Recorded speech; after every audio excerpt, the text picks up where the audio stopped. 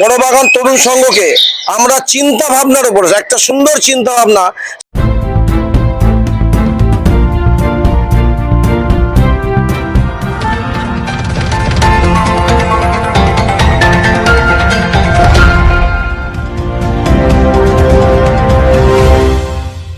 ষষ্ঠী এবং সপ্তমী এই দুদিন ব্যাপী পূজা পরিক্রমা করে বড় বাগান তরুণ সংঘকে সেরা ভাবনায় পুরস্কৃত করলো। কি সেই ভাবনা, চলুন শুনে নিই। চিন্তা হচ্ছে বাবু, আমাদের মানে আগে আমাদের যে ছোটবেলার জেনারেশনটাতে, সেই জেনারেশনটাতে আমরা ঘুড়ি ওড়াতাম, লাট্টু খেলতাম, এরকম ধরনের জিনিসগুলো হারিয়ে গেছে। এবং হচ্ছে কি বলতো, পরিবেশে এখন ফ্ল্যাট বাড়ি হয়ে যেতে পাখিদের অনেক প্রবলেম হয়ে গেছে। তো ন্যাচুরালি পাখিদের থাকবার সেরকম বসস্থান নেই।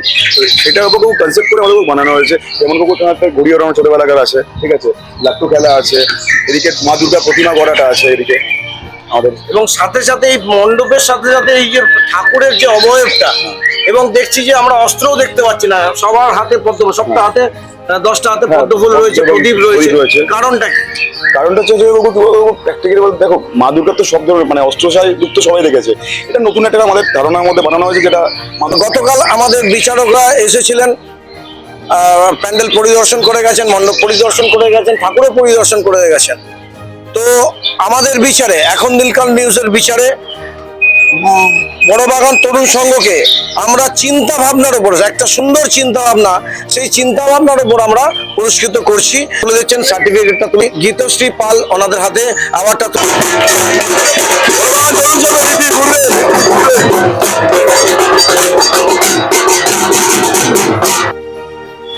এই পুজো দেখতে মানুষের ভিড় আমরা দেখব, চোখে পড়ার মতন ভিড় আপনারা দেখতে পাবেন। তার আগে আপনারা প্যান্ডেলটি দেখছেন, অপূর্ব অপূর্ব চিন্তা ভাবনা। এবং দেখুন ভিড় উপচে পড়েছে, প্রচুর ভিড়। ষষ্ঠী এবং সপ্তমীতে পা রাখার জায়গা নেই, লম্বা লাইন দিয়ে ভিড় করে এই প্রতিমা দর্শন করছেন মানুষেরা। ক্যামেরা রবীন্দ্রনাথ সেনের সঙ্গে Dibyendu Daslal, Ekhon Dinkal news, Shrirampur. Bangla reporters guild presents Ekhon Dinkal নিউজের নিবেদন, কলকাতা।